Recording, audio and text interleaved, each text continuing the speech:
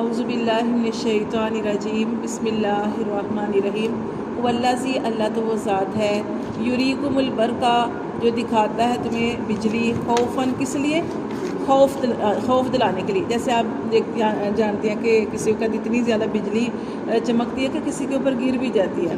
تو بجلی جب چمکتی ہے تو اللہ فرماتے ہیں یہ کس لیے تاکہ تمہیں خوف بھی ہو.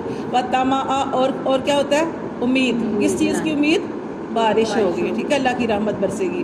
وَيُنْشِئُ السَّحَابَ اور اللہ فرماتے ہیں کہ وہ اٹھاتا ہے بادلوں کو. سکال کون سے بادل؟ جو بوجھل بادل ہوتے ہیں ان کو اوپر اٹھاتا ہے, وہی برستے ہیں نیچے آ کے. وَيُسَبِّحُ الرَّعْدُ اور تسبیح بیان کرتا ہے رات بِحَمْدِهِ اس کی حمد کے ساتھ. تو یہاں پہ دو روایتیں, ایک تو یہ کہ رات فرشتہ ہے, یہ بھی اللہ کی تسبیح بیان کرتا ہے اور اس کے ذمہ کیا ڈیوٹی ہے؟ یہ بارش برسانے کی, ٹھیک ہے. تو اللہ فرماتے ہیں تسبیح بیان کرتا ہے رات بِحَمْدِهِ اس کی حمد کے ساتھ, یعنی اللہ کی تعریف کے ساتھ. وَالْمَلَائِکَةُ اور فرشتے بھی. ایک تو یہ فرشتہ ہے, کہا جاتا ہے فرشتہ ہے, دوسرا یہ کہا جاتا ہے کہ بادل ہے, اور یہ بادل بھی اللہ کی تسبیح بیان کرتا ہے. جیسے کہ ہم نے قرآن میں پڑھا کہ اللہ تعالیٰ نے دنیا میں جتنی بھی چیزیں پیدا کی ہیں وہ ساری کی ساری اللہ کی حمد تسبیح بیان کرتی ہیں, لیکن تم ان کی تسبیح بیان کرنا نہیں سمجھتے.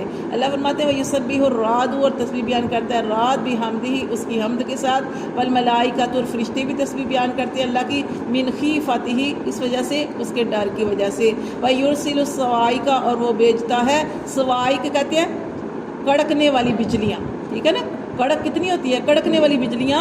فَيُصِيبُ پھر ان کو پہنچاتا ہے بہا ان کو, مَن یشاء جس پر چاہتا ہے. وَهُمْ اور وہ یجادلون اور وہ جھگڑتے ہیں فی اللہ اللہ کے بارے میں. وَهُوَ اور وہ شدید المحال کہ اس کی پکڑ بہت سخت ہے. اگر وہ پکڑنے پہ آئے تو اس کی پکڑ بہت سخت ہے.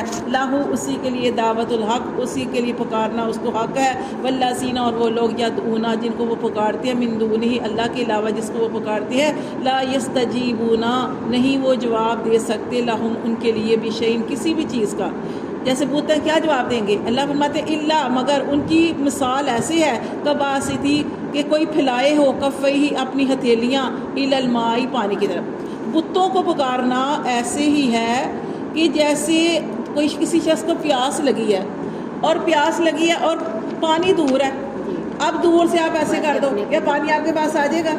تو یہ اللہ مثال دے رہے ہیں کہ ان کو پکارنا ایسے ہی ہے جیسے کہ کوئی شخص اپنی ہتھیلیاں پھیلا دے کفیہ الی الماء طرف پانی کی, لیبلغا تاکہ وہ پانی پہنچ جائے فاہو اس کے منہ تک, وما ہوا ببالغ لیکن وہ اس کے منہ تک نہیں پہنچ سکتا. اللہ فرماتے اسی طرح وما دعاء الکافرین اسی طرح پکار کافروں کی الا فی ضلال مگر وہ کیا ہے؟ گمراہی ہے, کہ کچھ بھی نہیں سنتے, کچھ بھی نہیں بول سکتے, تمہاری مدد نہیں کر سکتے. اللہ فرماتے ہیں ان کو پکارنا ایسے ہی ہے جیسے تم دور سے کھڑے پانی کو کہہ رہے ہو پانی میرے پاس آ, تو پانی آ نہیں سکتا. اسی طرح ان کی پکار بھی ایسی گمراہی ہی ہے اور کچھ بھی نہیں ہے. وللہ اور اللہ ہی کے لیے ہے, یسجد اللہ ہی کے لیے سجدہ کرتا ہے, من فی السماوات جو کچھ آسمانوں میں ہے, والارض اور جو کچھ زمین میں ہے, طوعا وکرہا کوئی خوشی سے کرے یا نہ خوشی سے. جیسے میں نے بتایا تھا کہ سورج بھی جو ہے اپنی ڈیوٹی مکمل کرتا ہے, سورج مشرق سے نکلتا ہے اور مغرب کے وقت غروب ہوتا ہے, مغرب میں غروب ہوتا ہے, اللہ کے ہاں سجدہ کر کے پھر نکلتا ہے.